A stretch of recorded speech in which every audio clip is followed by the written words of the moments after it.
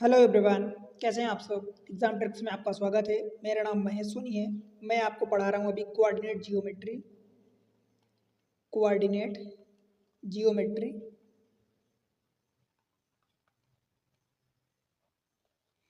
निर्देशांक ज्यामिति।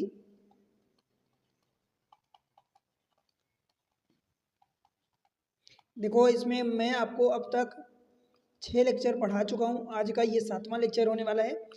भाई, इसमें आज हम कुछ नई चीज़ें पढ़ेंगे और वो नई चीज़ में हम पढ़ेंगे कि सेंटर ऑफ ट्रायंगल पढ़ेंगे। सेंटर ऑफ ट्रायंगल, ठीक है। अपने आप में बहुत इंपॉर्टेंट होता है। इसके 4 टाइप के सेंटर होते हैं। आप बात करोगे कि सेंटर तो एक ही होता है, तो देखो वेराइटी अलग अलग होती है, नाम अलग अलग हो जाते हैं। जैसे एक सेंट्राइड होता है, फिर दूसरा क्या होता है आपका इन सेंटर होता है। इन सेंटर, सेंट्राइड को हिंदी में बोलते हैं केंद्रक, इन सेंटर को अंतः केंद्र, अंतः केंद्र बोलते हैं। फिर तीसरा होता है आर्थो सेंटर, आर्थो सेंटर, इसको लंब केंद्र बोलते हैं, लंब केंद्र। और चौथा होता है आपका सरकम सेंटर, सरकम सेंटर, इसको बोलते हैं परिकेंद्र, ठीक है। अपने आप में ये चैप्टर बहुत इंपॉर्टेंट होता है। अगर चैनल पर पहली बार हैं तो वीडियो को लाइक करके चैनल को सब्सक्राइब जरूर करें और शेयर करें अपने दोस्तों के साथ। देखो, हम पढ़ रहे हैं आज जो नया चैप्टर है, मैं आपको जैसा कि बताया कि सेंटर ऑफ ट्राइंगल पढ़ रहे हैं। सेंटर ऑफ ट्राइंगल मीन्स त्रिभुज के केंद्र।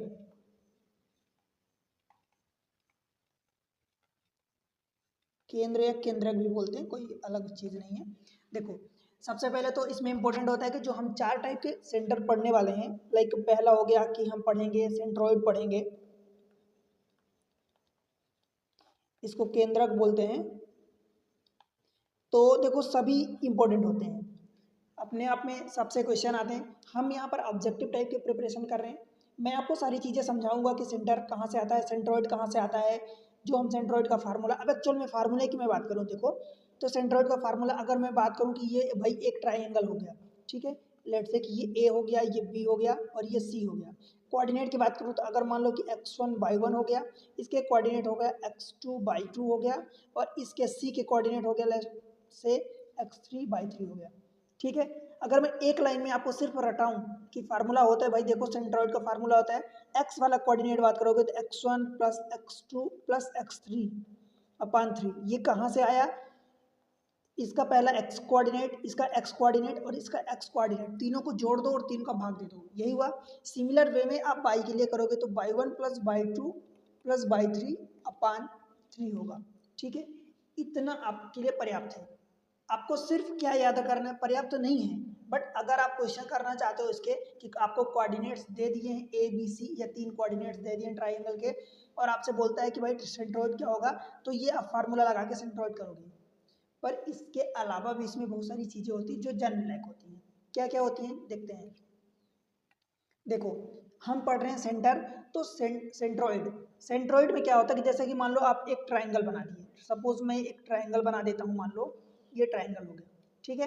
अब इसमें होता क्या है कि जो सेंट्रॉइड में होता है तो भाई मीडियन होता है। मीडियन मतलब कि जो यहाँ से मीडियन डालोगे, मान लो कि इससे, तो इससे जब डालोगे, इस पर मीडियन डालोगे, तो आपको ध्यान रखना है कि ये दोनों साइड जो जिस पार्ट में इन दोनों को डिवाइड कर रहा, मतलब ये मीडियन हो गया। और मीडियन की खास, मीडियन का मतलब मध्यिका होती है हिंदी में, ठीक है, मध्यिका। तो मीडियन जो होता है इन दोनों साइड्स को, मतलब अब अगर आप इसको समझते हो, ए हो गया, ये बी हो गया और ये हो गया आपका सी, ठीक है। तो ये जो मीडियन ए जो है, ए से मीडियन डालोगे, मान लो लेट से कि डी पर आप डाल देते हो, ये डी हो गया। तो ए से जब डी पर मीडियन डालोगे तो ये सामने वाली साइड को, दोनों को इक्वल पार्ट्स में डिवाइड करेगा। कहने का मतलब कि बी से डी की ये वाली डिस्टेंस जब आप निकालोगे और यहाँ से डी से आप सी की डिस्टेंस निकालोगे, ये दोनों इक्वल होगी, बराबर होगी। समझ आया। सिमिलर वे में जब इधर बी से मीडियन डालोगे अपोजिट साइड पर, ये इधर आप मीडियन डालोगे, तो आपकी ये वाली साइड और ये साइड आधी आधी बराबर होगी। इस वाले पॉइंट्स को आप नाम दे दो, ई दे दो, ठीक है, ये वाला पॉइंट्स। और जब इधर से मीडियन डालोगे इधर इस पर, तो ये क्या होगा, ये भी बराबर होगा भाई, ये और ये वाली साइड, ये दोनों साइड ये भी बराबर होगी, और आप इस पॉइंट को एफ नाम दे सकते हो, राइट। तो कहने का मतलब ये हुआ कि ये आपस में अपोजिट साइड बराबर होती हैं। कब आपस में अपोजिट साइड का मतलब जब यहाँ से मीडियन डालोगे तो मीडियन जो है अपोजिट साइड को दो इक्वल पार्ट्स में डिवाइड करता है, समझ आया, दो इक्वल पार्ट्स में, दो बराबर पार्ट्स में डिवाइड करता है, बांट देता है, ठीक है भाई। यहाँ से आपको समझाने के लिए मैं लिख रहा हूँ, देखो ये ई बराबर ई सी हो जाएगा, यहाँ से इसको बी डी बराबर डी सी हो जाएगा, और तीसरा क्या हो जाएगा, ए एफ बराबर एफ बी हो जाएगा। ये आपको जानना है, याद नहीं करना, कुछ ऐसे नोट्स करने जैसी चीज़, आपको रटने जैसी चीज़ नहीं बता रहा हूँ, कि जो मीडियन होता है, अब ए डी को आप समझ लो कि ए डी क्या है, मीडियन है, तो मीडियन है तो मीडियन मतलब मध्यिका, तो मध्यिका इसका मतलब ये होता है भाई कि सामने वाली साइड्स को दो इक्वल पार्ट्स में डिवाइड करेगा, बांटेगा, समझ आया इतनी चीज़।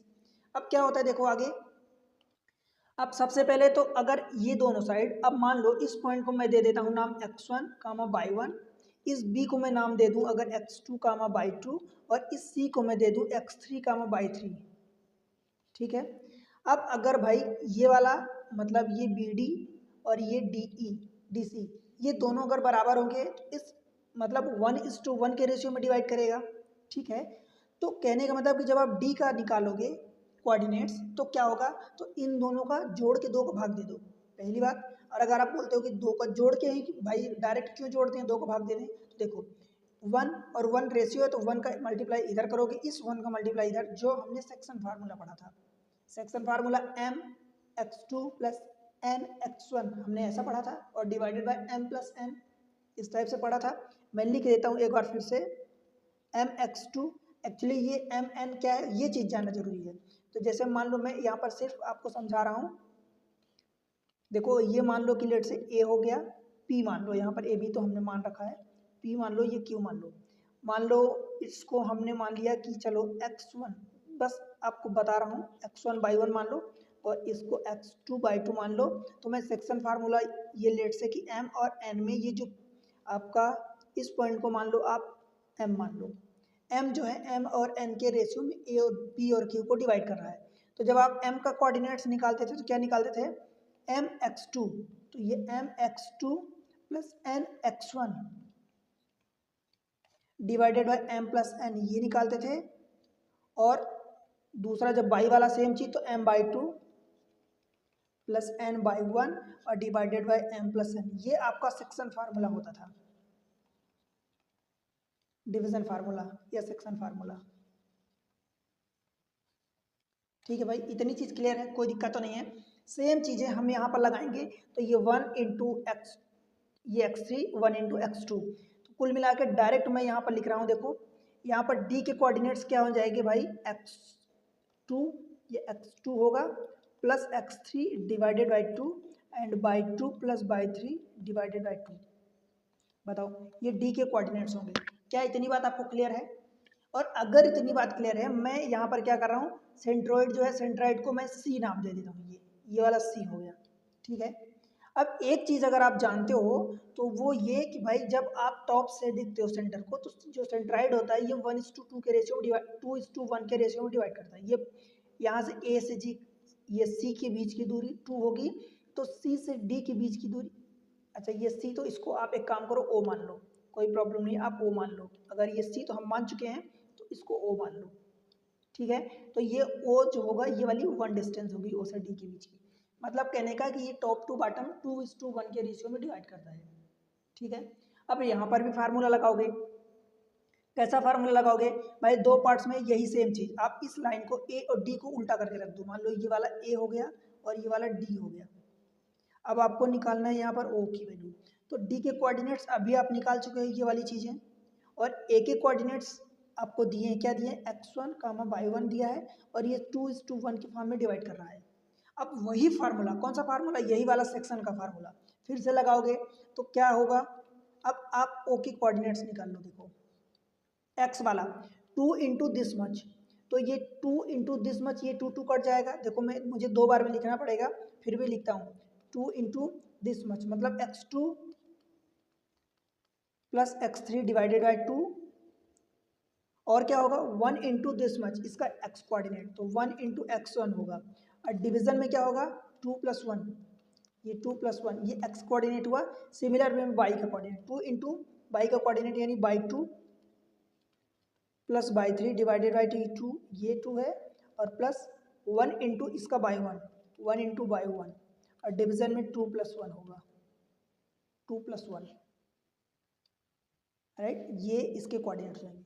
इनको जब सॉल्व करोगे तो ये 2 2 कट जाएगा, मतलब x1 ये x1 x2 x3 का तीनों का सम divided by 3 by 1 plus by 2 by 3, यहाँ भी 2 कट जाएगा, तो मैं यहाँ लिख रहा हूँ। देखो आपका ये O का जो कोऑर्डिनेट होगा x1 plus x2 plus x3, और डिवीजन में ये 3, और ये by 1 plus by 2 plus by 3 division में 3, ठीक है। ये आपके O के कोऑर्डिनेट्स हो जाएगा।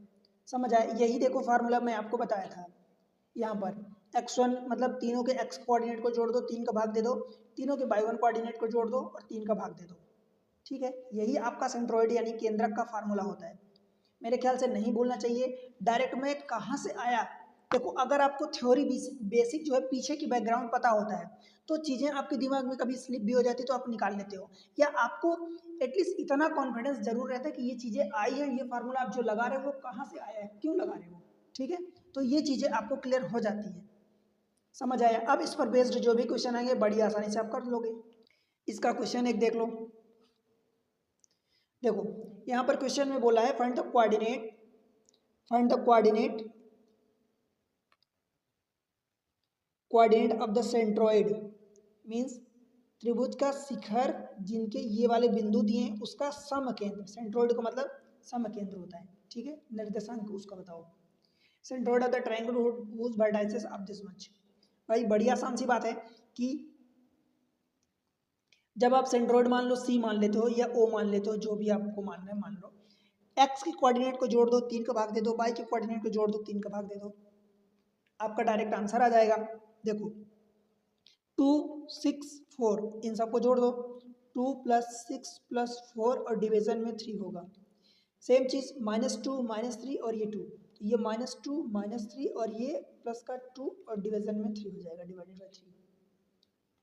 ये क्या हो जाएगा, आप कहोगे ये 3 लाइन क्यों? भाई 3 लाइन ये चीज़ होती है कि वो उसको डिनोट कर रहा है, और इक्वल का मतलब होता है कि बराबर है, इक्वल मतलब बराबर होता है, और ये इक्विवेलेंट होता है, राइट। 6 2 8 4 12, 12/3 मतलब 4 हो जाएगा, और ये +2 -2 कट जाएगा, -3/3 यानी -1 हो जाएगा। समझ आए? यही आपका आंसर हो जाएगा। इसमें बताओ आपको अगर चीज़ें पता है, इसमें कुछ आपको लगता है कि पेन उठाने की ज़रूरत है? भाई डायरेक्ट देखो 2 6 8 4 12, 12/3 मतलब 4, तो 4 4 इसमें ये हो सकता है 3, और ये -2 -5 हो गया, उसमें से ये 2 कट गया, +2 -2 तो -3/3 यानी -1। तो ये आपका डायरेक्ट, अगर आप कुछ भी नहीं करना चाहते तो डायरेक्ट आपका आंसर आएगा। और बाय द वे पेन उठाओगे तो आएगा ही सही। कोई प्रॉब्लम की बात है बताओ, समझ आया कि नहीं? बस ध्यान क्या रखना है आपको कि भाई इसमें एक जो हम डालते हैं परपेंडिकुलर, तो वो परपेंडिकुलर नहीं होता, एक्चुअली उसको मीडियन बोलते हैं। मीडियन यानी मध्यिका जो होता है, वो जो होता है सामने वाली लाइन को, means median divide opposite line into equal parts, two equal parts. ये मीडियन की खासियत होती है, मीडियन की यही बात खास बात होती है, क्वालिटी होती है, ठीक है। आई थिंक नहीं भूलेगा, आपको समझ में आ गया है। अब दूसरा हम चलते हैं, पढ़ते हैं, क्या पढ़ेंगे भाई? अब हम पढ़ते हैं इन सेंटर। सेकेंड वाला हमारा इन सेंटर था, सेकेंड इन सेंटर, हिंदी में बोलते हैं अंतः केंद्र।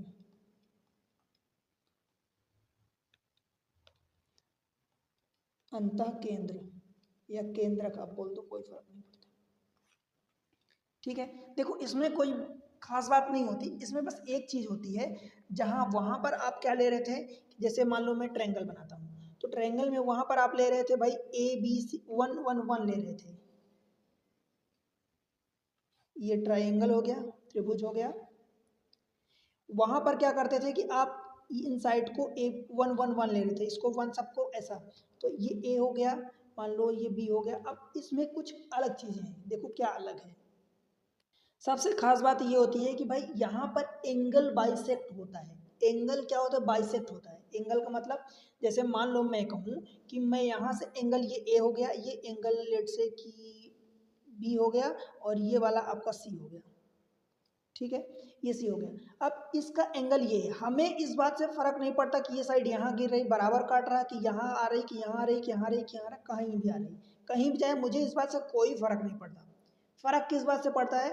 फर्क मुझे सिर्फ इस बात से पड़ता है कि ये वाला एंगल और ये एंगल दोनों बराबर होने चाहिए, क्योंकि ये टोटल एंगल यहाँ से अगर यहाँ तक की बात करोगे तो ये टोटल एंगल क्या है भाई? एंगल ए है। ए को ये दो इक्वल पार्ट्स में डिवाइड करना है बस।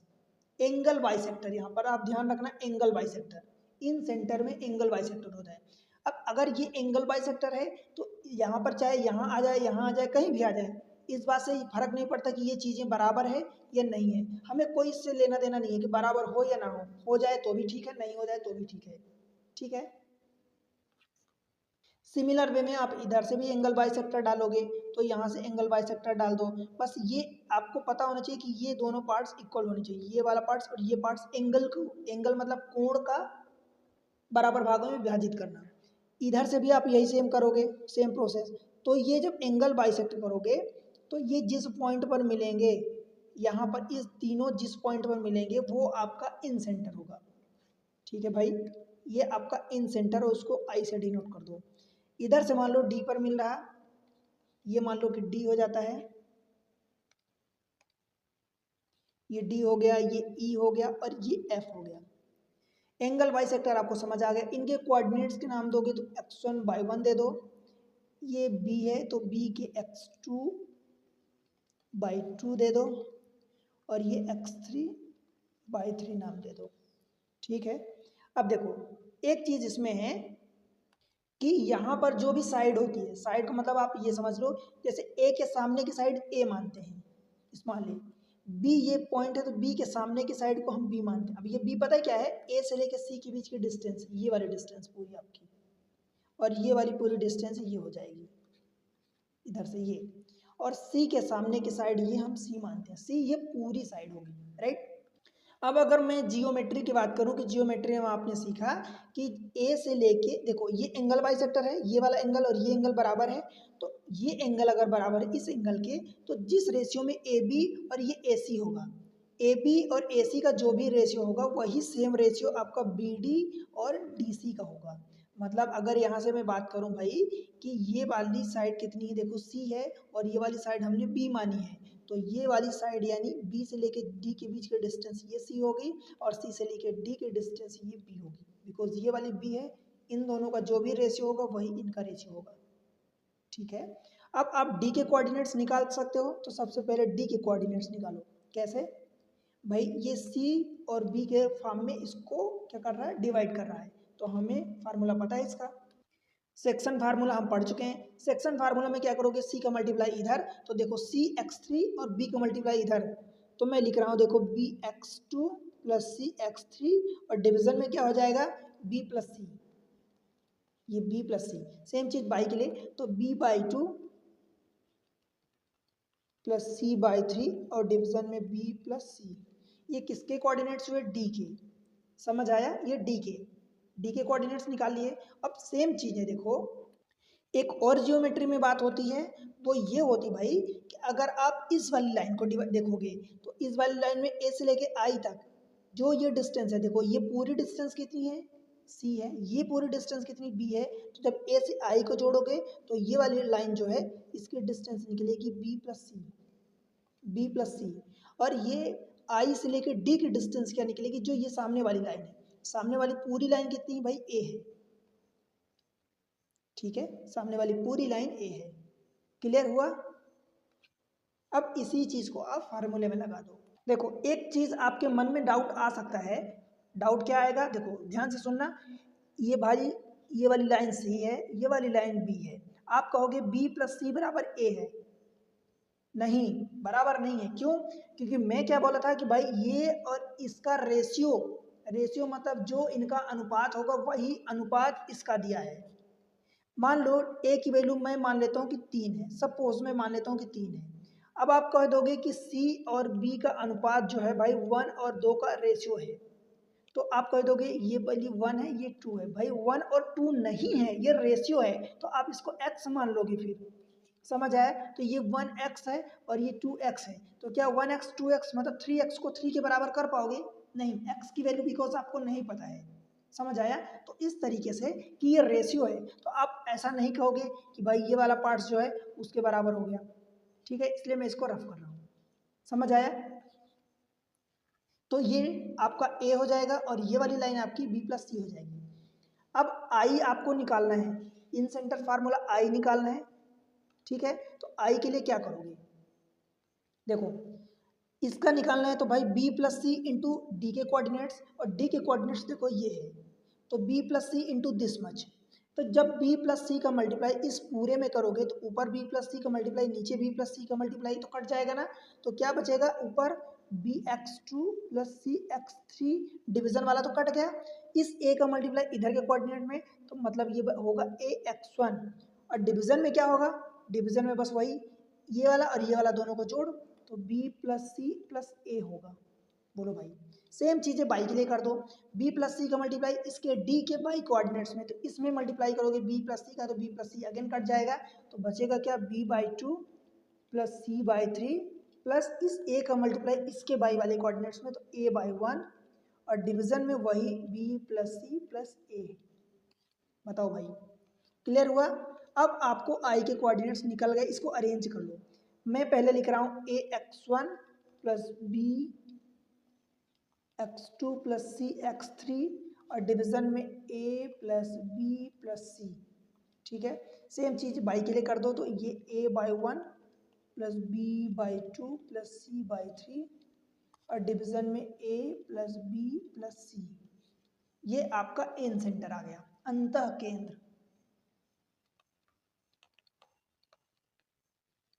बोलो भाई, बनेगा? कोई दिक्कत तो नहीं है यहाँ पर?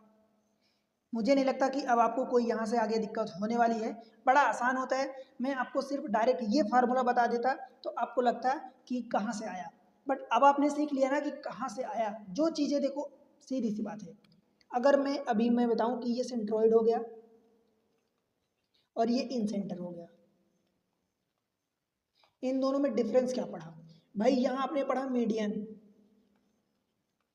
सेंट्रोइड का मतलब केंद्रक होता है, और ये अंतः केंद्र।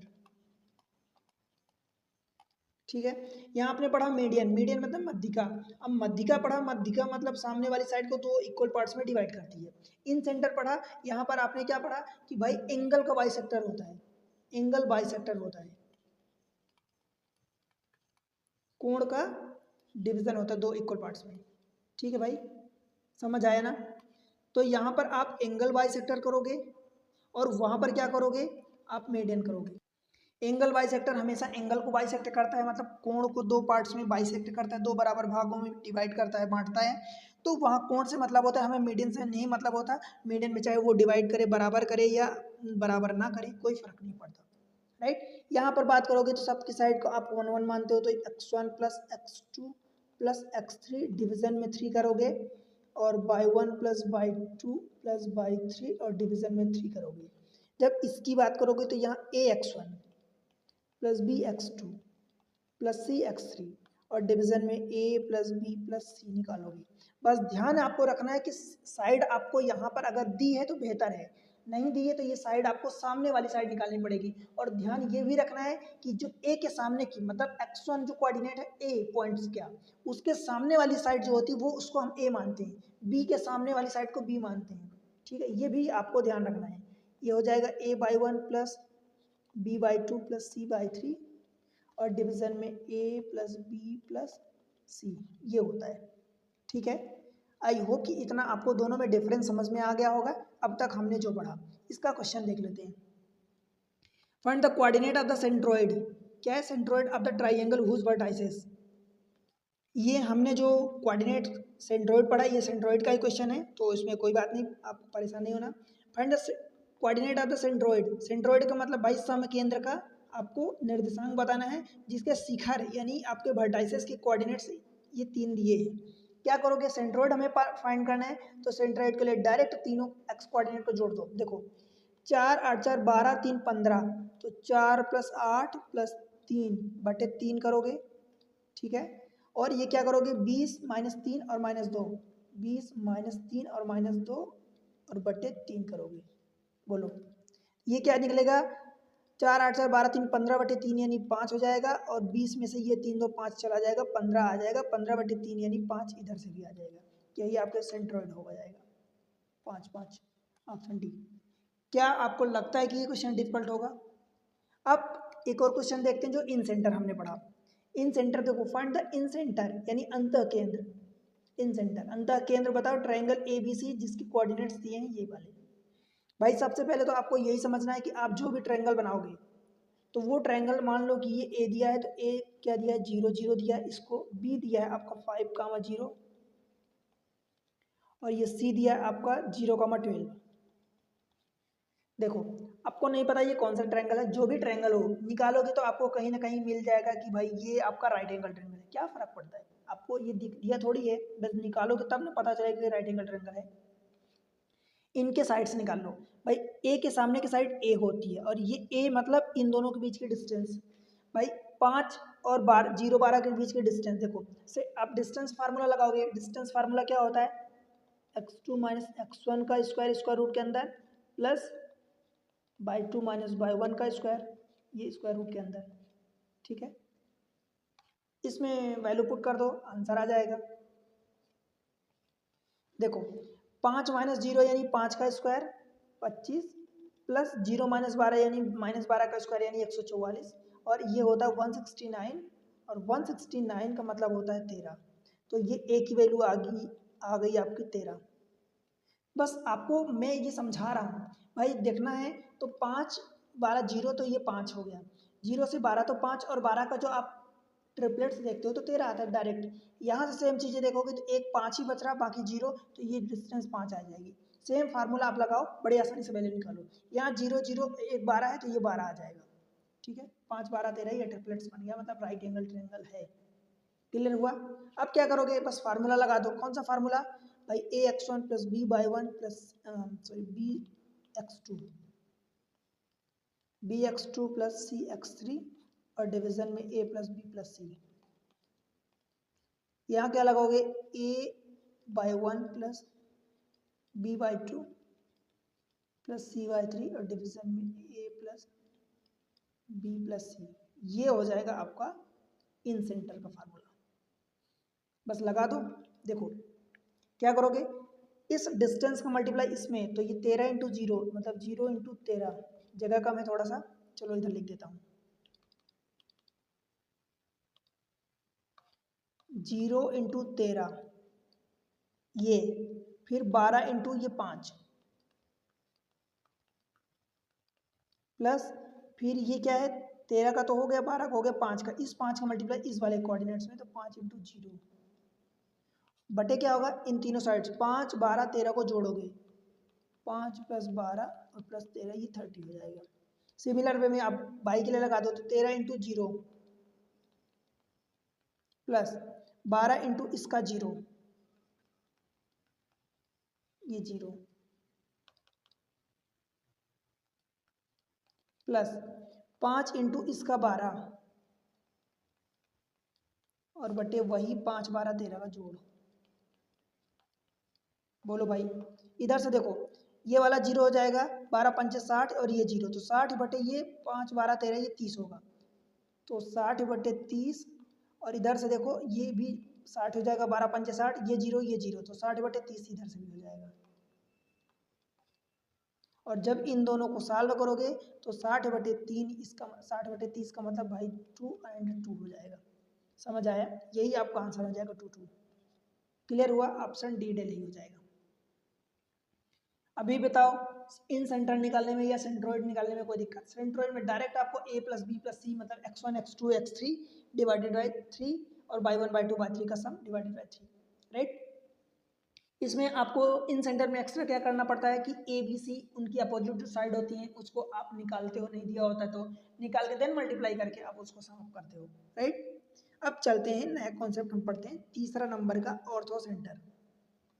क्या पढ़ रहे हैं हम? तीसरा वाला पार्ट्स, ऑर्थो सेंटर।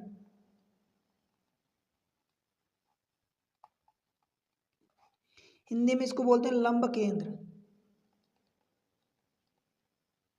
अब देखो भाई, अगर आप इसके नाम से जाओगे, नाम से जाने का मतलब क्या हुआ कि इसका नाम है लंब केंद्र, तो यहाँ पर क्या होता है, यहाँ पर परपेंडिकुलर मीटिंग होती है, परपेंडिकुलर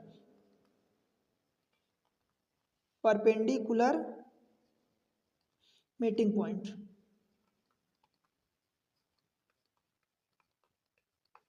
समझ आए? मतलब परपेंडिकुलर का मतलब लंबवत होता है। अब कैसे बनाओगे भाई? तो देखो समझना वही है, सिर्फ आपको ट्रायंगल बनाना है और ट्रायंगल में क्या देखना है कि ये परपेंडिकुलर मीटिंग पॉइंट है कि नहीं है। ये आपका ट्रायंगल हो गया, राइट। यहाँ पर आपको किसी और बात से मतलब नहीं होता, यहाँ से परपेंडिकुलर, बस ये जो लाइन है आपकी कहीं भी गिरे, बराबर गिरे ना बराबर गिरे, बस ये परपेंडिकुलर का मतलब कि ये वाला एंगल 90 डिग्री होना चाहिए और ये एंगल 90, मतलब ये टोटल तो 180 होता है, तो ये 90-90 एंगल होने चाहिए, परपेंडिकुलर बाइसेक्टर होना चाहिए। सेम चीज़ें इधर से भी जब डालोगे इस साइड पर परपेंडिकुलर मिलना चाहिए, ये साइड बराबर हो ना हो, कितनी भी छोटी कितनी भी बड़ी कोई फर्क नहीं पड़ता। इधर से डालोगे तो इधर से भी आपको परपेंडिकुलर बाइसेक्टर होना चाहिए। ये मतलब ये वाला एंगल आपका 90 डिग्री होना चाहिए और ये भी एंगल 90 डिग्री होना चाहिए। ये सारे एंगल 90 परपेंडिकुलर, यानी भाई इसका मतलब ये होता है 90 डिग्री। 90 डिग्री मतलब ऑर्थो का मतलब होता है 90 डिग्री लंब होता है, ऑर्थो का मतलब लंब होता है। तो बस समझ लो कि लंब केंद्र आपको निकालना है, मतलब आपको परपेंडिकुलर इन लंबवत लाइन डालनी पड़ेगी जो 90 डिग्री, लंबवत का मतलब 90 डिग्री होता है, 90 डिग्री एंगल बनाएगी। ठीक है, ये क्या हो जाएगा, आप मान लो कि ए हो गया, ये बी हो गया, बी और ये सी हो जाएगा और ये सी पॉइंट हो। सिमिलर वे में देखो, आप इसके कोऑर्डिनेट्स मानोगे, मैं इसको आपको जेड नहीं, जेड तो हम 2D में पढ़ रहे हैं, तो ये x1/1 हो जाएगा, ये x2/2 हो जाएगा। इन बात से कोई फर्क नहीं पड़ता, इंपॉर्टेंट पॉइंट जो है वो मैं आपको बताने वाला हूँ। देखो यहाँ पर मेन पॉइंट क्या होता है कि ये पहली बात तो ये कि ये जल्दी से इसका डायरेक्ट क्वेश्चन नहीं आता। डायरेक्ट क्वेश्चन अगर आएगा तो वो बड़ा डिफिकल्ट हो जाता है, लेंथी हो जाता है, पता चला आप एक क्वेश्चन भी नहीं कर पाओगे पूरे पेपर में, या ऐसा नहीं है, 1-2 क्वेश्चन कर पाओगे और आपका पेपर खत्म हो जाएगा। यहाँ पर क्या आता है, यहाँ पर इनडायरेक्ट क्वेश्चन आता है। बिकॉज इनडायरेक्ट का मतलब कैसे हुआ, एक तो इसके क्वेश्चन आते नहीं है, और अगर जब आते हैं तो वो जनरली ऐसा क्वेश्चन पूछा जाता है कि वो तो ट्रायंगल है, या तो राइट एंगल ट्रायंगल होगा, राइट एंगल ट्रायंगल होगा मतलब समकोण होगा, ठीक है, समकोण त्रिभुज होगा, या फिर वो इक्विलेटरल होगा, इक्विलेटरल होगा, इक्विलेटरल ट्रायंगल। ठीक है, समझ आया? इक्विलेटरल का मतलब समबाहु, ये तो समबाहु त्रिभुज होगा या फिर राइट एंगल ट्रायंगल होगा। इसके ऐसे क्वेश्चन आते हैं। अब देखो इसमें मैं आपको बताता हूं कि अगर वो राइट एंगल ट्रायंगल है तब क्या होगा। पहला इसमें केस डालना, ए नंबर मान लो कि राइट एंगल ट्रायंगल मतलब समकोण त्रिभुज अगर है, समकोण अगर त्रिभुज है और उसमें आपसे क्या पूछता है, ऑर्थो सेंटर। ऑर्थो सेंटर का मतलब लंब केंद्र। ठीक है, अब देखो भाई मैं आपको सिर्फ इतना बता रहा हूं कि जैसे अगर मान लो कोई राइट एंगल ट्रायंगल है, मतलब समकोण त्रिभुज है, तो ऐसे बनता है समकोण त्रिभुज। ठीक है, ये एंगल 90 डिग्री होता है, बोलो ठीक है, कोई दिक्कत तो नहीं है।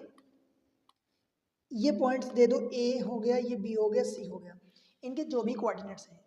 अगर आपसे राइट एंगल ट्रायंगल यानी समकोण त्रिभुज में आपसे ऑर्थो सेंटर पूछता है, ऑर्थो सेंटर, तो ऑर्थो सेंटर जो होता है यही वाला पॉइंट जहां पर 90 डिग्री बनता है, यही जो कोऑर्डिनेट्स होते हैं इसके, इस पॉइंट के, यही आपका ऑर्थो सेंटर हो जाएगा। ऑर्थो सेंटर मतलब O। समझ आया? कुछ आपको और नहीं देखना, बस जहां पर 90 डिग्री एंगल बन रहा है उसके पॉइंट्स के जो कोऑर्डिनेट होंगे वही आपके ऑर्थो सेंटर हो जाएगा। राइट, क्लियर हुआ? और दूसरा अगर इसी में बी डाल दो, अगर ये इक्विलेटरल ट्रायंगल है, इक्विलेटरल ट्रायंगल है तब क्या होगा, मतलब समबाहु त्रिभुज है तब क्या होगा, समबाहु अगर त्रिभुज है तो उसमें बस आप समझ लो कि जितनी चीजें आपसे पूछेगा, जितनी चीजें चाहे जो जो पूछ दे, सब कुछ बराबर होगा, सब कुछ एक ही चीज होती है। समबाहु त्रिभुज का मतलब भाई ऐसा समझ लो कि ये तीनों साइड बराबर होती है, मतलब रेशियो देखोगे तो 1:1:1 के फॉर्म में हो जाएगा। तो इस केस में अगर वो समबाहु त्रिभुज है तो आपसे चाहे सेंट्रोइड पूछ दे अथवा आपसे इन सेंटर पूछ दे अथवा आपसे ऑर्थो सेंटर पूछ दे, या फिर आपसे पूछ दे कि भाई सरकम सेंटर।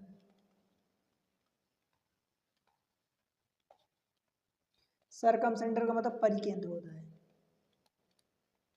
ये सारी चीजें सेम होती है, सब सेम होता है, सेम होता है। और सेम होता कितना है, वो होता है x1 plus x2 plus x3। भाई कहाँ से आया, डिवीजन में 3। आपने देखा सेंट्रोइड हम कैसे निकालते थे, इन तीनों को जोड़ करके भाग देते थे 3 का, बाई 1 प्लस बाई 2 और प्लस बाई 3 डिवाइडेड बाई 3। बताओ, ये निकालते थे हम इन सेंटर में, सेंट्रोइड से इन सेंटर में तो हम एबीसी का मल्टीप्लाई करते थे करस्पॉन्डिंग, सेंट्रोइड में हम यही निकालते थे।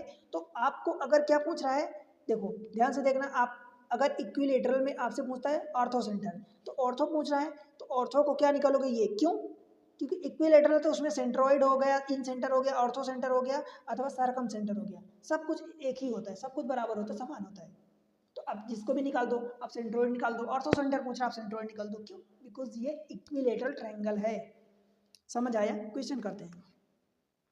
देखो, the coordinates of the vertices of a right angle triangle, देखो ये दिया है, एक राइट एंगल ट्रायंगल है जिसके कोऑर्डिनेट्स दिया है P Q R, right angle at P. देखो उसने अपनी जानकारी से, अपनी खुशी खुशी से बता दिया कि भाई कोऑर्डिनेट जो राइट एंगल बन रहा है वो पी पर बन रहा है। The coordinates of the ortho centre, सबसे पहले तो मैं आपको फिगर समझा देता हूँ कि बोला क्या है, आप समझ गए होगे क्वेश्चन को। क्वेश्चन में बोला है, देखो यदि समकोण त्रिभुज के शिखर पी क्यू आर ये हों तथा समकोण कहाँ पर है, पी पर, ध्यान ये देना, समकोण पी पर है तो त्रिभुज का ऑर्थो सेंटर क्या होगा।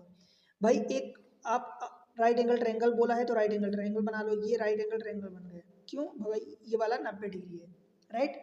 मैं आपको क्या बताया हूँ कि भाई जब ऑर्थो सेंटर होता है और वो राइट एंगल ट्रायंगल है, आप इसको मान लो ए बी सी कहाँ, वो तो पी क्यू आर दिया है, तो पी क्यू आर जो दिया है वही मानो। वो बोला है कि राइट एंगल एट पी, तो ये वाला पी हो गया। अब क्यू आर को कहीं भी मान लो, क्यू आर बचा तो क्यू को इधर मान लो, आर को इधर मान लो, या क्यू को इधर मान लो, आर को उधर मान लो, कोई फर्क नहीं पड़ता इनसे। पी के कोऑर्डिनेट आपको देखो क्या दिए, 3 4। क्यू आर के जो भी दिया है मुझे नहीं मतलब है, मुझे सिर्फ ये मतलब है कि हमसे पूछा है ऑर्थो सेंटर, और ऑर्थो सेंटर यही वाला सेंटर होता है जो आपका पी मतलब 90 डिग्री पर, जहाँ पर 90 डिग्री बनता है वहाँ पर जो कोऑर्डिनेट्स होता है, उसके जो कोऑर्डिनेट्स होते हैं वही हमारा ऑर्थो सेंटर होता है। तो यहाँ पर हमारा ऑर्थो सेंटर क्या हो जाएगा, पी, और पी के कोऑर्डिनेट 3 4 दिया है, तो यही जो दिया पी के कोऑर्डिनेट 3 4, यही हमारा आंसर हो जाएगा, ऑप्शन डी। ठीक है, कोई इसमें सोचने की बात है क्या, आई थिंक नहीं होनी चाहिए, बिल्कुल भी नहीं होनी चाहिए। जहां पर 90 डिग्री एंगल बनता है उसके जो कोऑर्डिनेट्स होते हैं उस पॉइंट के, वही कोऑर्डिनेट्स राइट एंगल ट्रायंगल के क्या होते हैं, ऑर्थो सेंटर होता है, राइट। आगे बढ़े, अब अगर इसी में मान लो इक्विलेटरल ट्रायंगल दे दे और आपसे ऑर्थो सेंटर पूछे तो क्या करोगे, क्वेश्चन देख लेते हैं। देखो इसमें क्या दिया है, find the orthocentre of equilateral triangle whose vertices this this this. अब आपको भाई इक्विलेटरल ट्रायंगल दिया है और आपसे पूछा गया ऑर्थो सेंटर, कुछ भी पूछ देना, क्या फर्क पड़ता है भाई, कुछ भी पूछ दे। आपसे इक्विलेटरल ट्रायंगल दे दिया और आपसे ऑर्थो पूछ ले, इन सेंटर पूछ ले, सेंट्रोइड पूछ ले, सरकम सेंटर पूछ ले, जो भी पूछ ले सबका आंसर एक ही होगा। अब सेंट्रोइड निकाल दो, इक्विलेटरल ट्रायंगल क्या करोगे, सेंट्रोइड के लिए x1 plus x2 plus x3 और डिवीजन में 3, by 1 plus by 2 plus by 3 और डिवीजन में 3, मतलब जोड़ दो तीनों को। देखो 2 0 और ये 4 कितना हो गया, 6 और बटे 3, -3 -3 -6 और 9, तो 9 में से 6 चला जाएगा तो भाई 3 बचेगा और 3 बटे 3। आंसर बताओ, 2 2 और 1, बताओ ऑप्शन ए हो जाएगा। क्या ऐसे क्वेश्चन में आपको लगता है कि पेन उठाने की जरूरत है, आप डायरेक्ट जोड़ सकते हो कि 2 0 और 4, 6/3 यानी 2 हो गया, 2 बस एक ही आंसर है। ठीक है, आई थिंक कि सारी चीज़ें आपको क्लियर हो रही है। अब एक बचा है हमारा सरकम सेंटर, हम पढ़ते हैं अब चौथा नंबर सरकम सेंटर।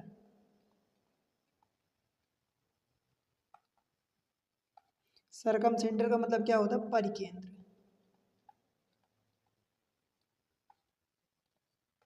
परिकेंद्र में देखो मैं आपको सिंपल सी एक बात बताऊं तो सरकम सेंटर में क्या पढ़ते हैं। सबसे पहले तो आपको समझाऊं कि परिकेंद्र होता क्या है। तो पहले आप एक ट्राइंगल बना लो। देखो ये एक ट्राइंगल बन गया, ठीक है। जहां हम ऑर्थो सेंटर में परपेंडिकुलर मीटिंग पॉइंट देखते थे तो इसमें परपेंडिकुलर बाइसेक्टर मीटिंग पॉइंट देखेंगे। मतलब ये यहाँ से जब आप डालोगे तो ये परपेंडिकुलर तो होना ही चाहिए, एट द सेम टाइम ये दोनों बराबर भी होना चाहिए। Perpendicular bisector meeting point. अब बाइसेक्टर ये बराबर का नहीं है। बाइसेक्टर एक सेकंड में बताता हूँ। यहाँ पर क्या होता है, बड़े ध्यान से देखना,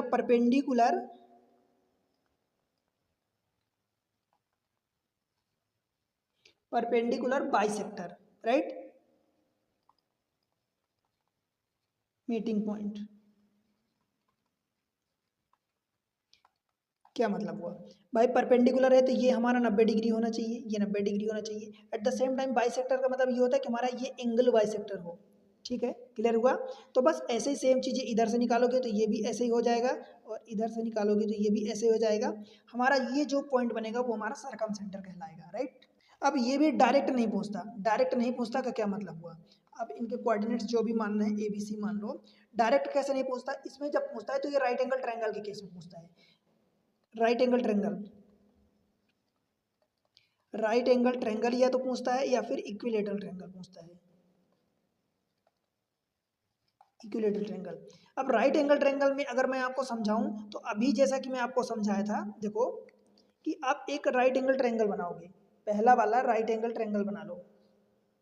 जैसे ये आपने राइट एंगल ट्रायंगल बना लिया, ठीक है। ये आपका पॉइंट ए हो गया, ये बी हो गया और ये सी हो गया। राइट एंगल ट्रायंगल में ध्यान से देखो क्या होता है, ये बी हो जाता है, ये पॉइंट बी हो गया, ये सी हो गया। इनके कोऑर्डिनेट्स जो भी आपको लिखना है x1/1 वो लिख दो, x2/2 लिख दो, और ये लिख दो x3/3।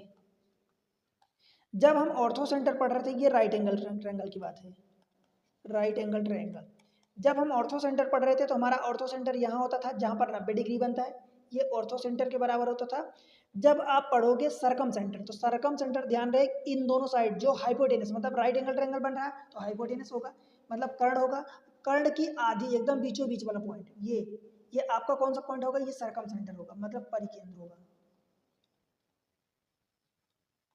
कहने का मतलब ये कि अगर कोई समकोण त्रिभुज बनता है तो जहां पर 90 डिग्री कोण बनता है, कहां पर बनता है, यहाँ पर, वो हमारा ऑर्थो सेंटर होता है यानी लंब केंद्र होता है। और जहां हाइपोटेनस यानी कर्ण की जो बीचों बीच की जगह होती है, पॉइंट होता है, वो हमारा सरकम सेंटर यानी परिकेंद्र होता है। समझ आया। अब ये दोनों साइड बराबर है, बिकॉज ये दोनों साइड बराबर है तो भाई इसका सी के कोऑर्डिनेट इसके क्या निकालोगे, सी तो ये यहाँ है, चलो वो ही मान लो, आपको जो मानना है, या C1 मान लो, लेट से कि C1 मान लो, कोई प्रॉब्लम की बात नहीं है। C1 मान लो, इसका क्या हो जाएगा, इन दोनों का आधा, तो डायरेक्ट x1 प्लस x2/2 और ये y1 प्लस y2/2। ठीक है, ये हो जाएगा। क्लियर हुआ। ये पहला हुआ राइट एंगल ट्रायंगल के केस में, x1 प्लस x2, ये x3 है, सॉरी x3 है, तो x3/2 और ये y1 प्लस y3/2 हो जाएगा। और अगर वो इक्विलेटरल ट्रायंगल है, इक्विलेटरल ट्रायंगल, तब मैं आपको क्या बताया हूँ कि चाहे वहां पर आपसे सेंट्रोइड पूछे, इन सेंटर पूछे, ऑर्थो सेंटर पूछे, या फिर आपसे और क्या पूछ दे भाई, सरकम सेंटर पूछ दे, सब कुछ सेम होता है। सरकम सेंटर वो सब कुछ सेम होता है, और सेम क्या है, सेंट्रोइड हमारे लिए निकालना आसान होता है, मतलब सबको जोड़ के 3 का भाग दे दो, डिवीजन में 3, x1 plus x2 plus x3 division में 3, y1 plus y2 plus y3 divided by 3। ठीक है, ये आपका हो जाता है क्लियर। ठीक है, अब मुझे नहीं लगता कि अब आपको कोई दिक्कत होने वाली है। भाई कभी भी आपको अगर क्वेश्चन आता है, देखो ध्यान से देखना, अगर क्वेश्चन आता है कि राइट एंगल ट्रायंगल है, मान लो ये राइट एंगल ट्रायंगल है, भाई ये ABC coordinate PQR ST U कुछ भी दे दे, आपको कोई फर्क नहीं पड़ता। अगर हमसे भाई ये वाला जहाँ पर 90 डिग्री एंगल बनता है, हमसे ऑर्थो सेंटर पूछता है, तो ये हमारा ऑर्थो सेंटर होगा। ठीक है, अगर हमसे सरकम सेंटर पूछता है तो ये हमारा सरकम सेंटर होगा, मतलब हाइपोटेनस जो है AC उसका कर्ण का आधा मिड पॉइंट सरकम सेंटर। समझ आया परिकेंद्र?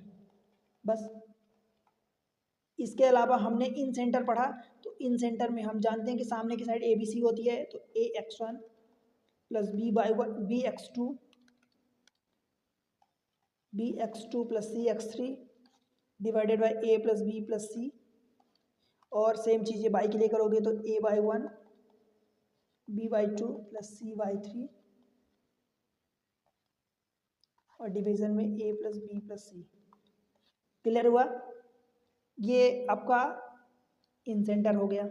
सेंट्रोइड की बात हो तो वो तो बड़ा ही आसान हो गया, हम बार बार देख रहे हैं कि सेंट्रोइड में x1 plus x2 plus x3 divided by 3, ABC की वैल्यू 1 रख दो तो आपका यही आ जाएगा, और यहाँ पर भी by1 plus by2 plus by3 और डिवाइडेड बाई 3। ठीक है भाई, अब आपको मैं चारों चीज़ें समझा दिया डिटेल में और आपको रिवीजन भी करवा दिया, इस उम्मीद से कि आपको ये सारी चीज़ें आपकी माइंड में एकदम छप जानी चाहिए। राइट, एक आप क्वेश्चन देख लेते हैं। देखो क्वेश्चन आपसे क्या पूछा है, the coordinate of the vertices of a right angle triangle PQR this much दिया है, राइट एंगल एट P, आपको बोला right angle at P, coordinate of the circumcentre. देखो अगर मैं आपको दिखाऊं कि दो क्वेश्चन पहले हमने क्या किया था, सेम क्वेश्चन देखो PQR राइट एंगल कहाँ पर P पर है, उसमें आपसे क्या पूछा था, सरकम सेंटर की बजाय आपसे ऑर्थो सेंटर पूछा था। तो ऑर्थो सेंटर क्या था, जहां पर आपका क्या बना था, राइट एंगल, और राइट एंगल पिछले क्वेश्चन में मतलब 57 आई थिंक था। देखो right angle at P the coordinate of the orthocentre, तो इसमें ऑर्थो सेंटर जो P पर देखो राइट एंगल बन रहा था, तो P वाला कोऑर्डिनेट क्या था 3 4, तो यही हमारा 3 4 आंसर था। पर इस क्वेश्चन में आपसे क्या पूछा है, ऑर्थो सेंटर नहीं पूछा, आपसे सरकम सेंटर पूछा है। और सरकम सेंटर इस केस में क्या बनाओगे, ये मान लो कि देखो आप ऐसा समझ लो कि ये मान लो कि राइट एंगल हो गया, ये P हो गया, ये Q और R हो गया। P ये तो ऑर्थो सेंटर होगा, ये तो हमसे पूछा नहीं है इस क्वेश्चन में, हमसे पूछा क्या है, सरकम सेंटर पूछा है। अब भाई सरकम सेंटर क्या होता है, इन दोनों पॉइंट्स का आधा मिड पॉइंट, तो Q और R का जोड़ दो। देखो Q और R 7 और 3 10, 10/2 मतलब 5 हो जाएगा, और ये 4 और 8 4 12, 12/2 मतलब 6 हो जाएगा, यही आपका आंसर होगा। बिकॉज आपसे क्या पूछा, सरकम सेंटर C1 मान लो, तो 5 और 6 आंसर ऑप्शन C हो जाएगा। क्लियर हुआ क्या भाई, कोई प्रॉब्लम है अभी भी, नहीं होनी चाहिए, सारी चीज़ें एक एक करके मैं आपको क्लियर कर दिया। बड़े बेसब्री से इंतजार से आप अच्छे से लेक्चर देखो, सब कुछ क्लियर हो जाएगा। अब हम इतना तो सेंटर पूरा पढ़ लिए हैं, एक चीज़ मैं आपको हालांकि पढ़ा चुका हूँ, बट फिर भी मैं आपको चाहता हूँ कि एक बार बता दूँ, क्लियर कर दूँ। देखो हमने जब ट्रायंगल की एरिया पढ़ा था, इसमें क्या पढ़ा था, तो ट्रायंगल के एरिया के लिए मैं आपको एक बताया था कि अगर मान लो 3 कोऑर्डिनेट, तो यहाँ पर हम पढ़ने वाले हैं एरिया पॉलीगॉन। पॉलीगॉन का मतलब एरिया ऑफ पॉलीगॉन, ठीक है, मतलब जब बहुभुज की क्षेत्र, बहुभुज, पॉलीगॉन का मतलब बहुभुज, मतलब जिसकी बहुत सारी भुजाएं हो, 3 4 5 6 8 10 25 इतनी हो, बहुभुज का क्षेत्रफल। ये जब मैं आपको ट्रायंगल की एरिया बताया था, तो एरिया ऑफ ट्रायंगल, ट्रायंगल में 3 पॉइंट होते थे, तो वहां पर एरिया क्या बताया था, 1/2, और ये हम निकालोगे x1/1 x2/2 ये x3 और ये by3, और फिर से यही पहला वाला पॉइंट रिपीट कर दो x1/1, ठीक है। और इसको सॉल्व करने के लिए कैसे करते थे भाई, तो आप इसको इधर मल्टीप्लाई करते थे, देखो 1/2, बस ये आप समझ लो एरिया नेगेटिव नहीं होती, मतलब ऋणात्मक नहीं होती, तो आप पॉजिटिव रखोगे हमेशा, तो x1/2 करते थे, x1/2 x2/3 इसका मल्टीप्लाई और इसका मल्टीप्लाई, तो ये प्लस x2/3 करते थे और x3/1, फिर बाकी चीज़ों को इधर से मल्टीप्लाई करोगे और इनको सबको घटा दोगे, तो y1 x2 या x2/1 आप करोगे, प्लस x3/2 प्लस x1/3, और इन सबको ये करोगे, ठीक है, सबको घटा दोगे। तो ये आपके ट्रायंगल के केस में एरिया निकलती थी। आज हम पढ़ रहे हैं पॉलीगॉन, तो पॉलीगॉन में मान लो कि बहुत सारी साइड हैं ऐसी, तब क्या करोगे, तो एरिया ऑफ पॉलीगॉन जब निकालोगे, एरिया ऑफ पॉलीगॉन तो कैसे निकालोगे, देखो सब कुछ आपको वही करना है, वही मतलब वहाँ पर 3 पॉइंट होते थे तो हम 3 रखते थे, यहाँ पर n पॉइंट होंगे तो n पॉइंट रखेंगे। 1/2 देखो, x1 x2 3 पॉइंट होते थे तो 3 पॉइंट रखते थे, पहला पॉइंट को रिपीट करना है। सेम चीज़ है यहाँ पर, x1/1, x2/2, x3/3, ऐसे ही रखते जाओ, xn/n, n पॉइंट रखोगे, फिर पहला वाला पॉइंट को फिर से रिपीट करना है, x1/1, ये करना है आपको। सॉल्व करना इसको आता है आपको, ये आधा, देखो क्या करोगे, इसका मल्टीप्लाई ऐसे ऐसे ऐसे ऐसे, फिर इधर का मल्टीप्लाई करके माइनस कर दोगे, तो वही सेम चीज x1/2 plus x2/3 plus x3/4 plus x4/5, ऐसा करोगे ऐसे ही। फिर माइनस में क्या करोगे, उल्टा, तो ये हो जाएगा x2, यहाँ पर आप इसमें लिख देना xn/1 लिखो, ठीक है, ये xn/1, ठीक है। माइनस में क्या करोगे, इन सबको मल्टीप्लाई ऐसे, तो x2/1 plus x3/2 plus x4/3 plus up to end one, और क्या लिखोगे, ये वाला x उल्टा उल्टा, तो ये x1/n लिखोगे, ये और ये पूरा ब्रैकेट। समझ आए, आप इसको ऐसे ही लिख के सॉल्व करोगे। क्लियर है, इस पर बेस्ड एक क्वेश्चन कर लो, क्लियर हो जाएगा। वैसे तो मैं करवा चुका हूँ इसी सीरीज में। देखो, फंड एरिया ऑफ क्वाड्रिलेटरल, इसमें 4 पॉइंट दिया, क्वाड का मतलब 4 होता है, right. Whose vertices this much, A B C D दिया है। क्या करोगे एरिया के लिए, 1/2, ये देखो 2 9, तो ये 2 9 आपने रख दिया, 2 1 तो ये 2 1 रख दिया, फिर ये 6 4 तो ये 6 4 रख दिया, 4 और 9 रख दिया जो दिया था। पहला वाला पॉइंट हमें रिपीट करना है 2 9।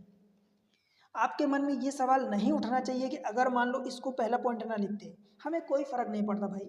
आप इस वाले पॉइंट को अगर उठा के यहाँ रखोगे, चलो मैं दिखा देता हूँ, ये 1/2 ऐसा करोगे, मान लो इस वाले पॉइंट को आप इधर रखते हो तो 2 1 रखोगे, कोई बात नहीं, 2 9 वहीं रखो, 6 4 वहीं रखो, 4 9 वहीं रखो, जो भी पॉइंट पहला रखोगे उसको रिपीट कर दो 2 1, बस जो भी पॉइंट पहला रखो उसको रिपीट कर दो। सॉल्व करोगे सबका आंसर एक ही आएगा। देखो 1 × 2, फिर 4 × 2, फिर 9 × 6, फिर ये 9 × 4, ये सब आपने जोड़ दिया। फिर घटाओगे, क्या करोगे, 9 × 2 प्लस 1 × 6 प्लस 4 × 4 प्लस 9 × 2, ये सब आप करोगे, राइट। इसका आंसर देखो, 1 2 2 प्लस 4 दूनी 8 प्लस 9 6 54 प्लस 9 4 36। अब माइनस करोगे ये पूरा टर्म, तो 9 दूनी 18 प्लस 6 प्लस 4 4 16 और प्लस 9 दूनी 18। सॉल्व कर लो, देखो 50 और 30 80 और 4 और 6 10, तो 80 और 10 90 और 8 98 और 200, तो ये 100 हो गया। माइनस 18 दूनी 36 और 18 3 54 में से 2 माइनस कर दो तो कितना बचा, 52, और 52 और 6 58, 58 को माइनस कर दो। 100 में से जब 58 माइनस करोगे तो बचेगा 42 और बटे 2, इसका मतलब हो जाएगा आपका 21 स्क्वायर यूनिट। बोलो भाई समझ आया, तो 21 ये आपका ऑप्शन डी हो जाएगा। क्लियर हुआ, एक एक चीजें क्लियर हुई, ठीक है। तो इस तरीके से देखो, अभी आज का ये लेक्चर मैं यहाँ पर फिनिश करता हूँ। एग्जाम ट्रिक्स पर सारी चीज़ें आपको मिल रही हैं, पूरी मैथमेटिक्स मैं आपको इस तरीके से पढ़ा दिया हूँ एक सिस्टमेटिक वे में कि भाई आप पैसे दे के वो चीज़ परचेज करोगे, खरीदोगे, पूरे यूट्यूब पर नहीं मिलेगी आपको, वो चीज़ें नहीं मिलेगी क्वालिटी, राइट। मैं आपसे सिर्फ एक ही चीज़ की डिमांड करता हूँ कि भाई चैनल को सपोर्ट करो, वीडियो को लाइक करो, सब्सक्राइब कर लो चैनल को अगर पहली बार आए तो, और शेयर करो अपने सारे दोस्तों के साथ, सब जगह शेयर कर दो। टेलीग्राम चैनल ज्वाइन कर लो, लिंक मिल जाएगी। इंस्टा पर आप मुझे फॉलो करो, लिंक मिल जाएगी आपको डिस्क्रिप्शन में, और फेसबुक पर मुझे फॉलो करो। देखो एग्जाम ट्रिक्स के नाम से ही आपका चैनल है यहाँ पर टेलीग्राम पर, इंस्टा पर भी एग्जाम ट्रिक्स के नाम से, और फेसबुक पर एग्जाम हब के नाम से, राइट। तो आप यहाँ सपोर्ट जरूर करो। मिलते हैं अगले एक लेक्चर में, 1 2 लेक्चर और लगेंगे, देन फिनिश कर दूंगा, राइट। तब तक के लिए पढ़ते रहो, बाय बाय।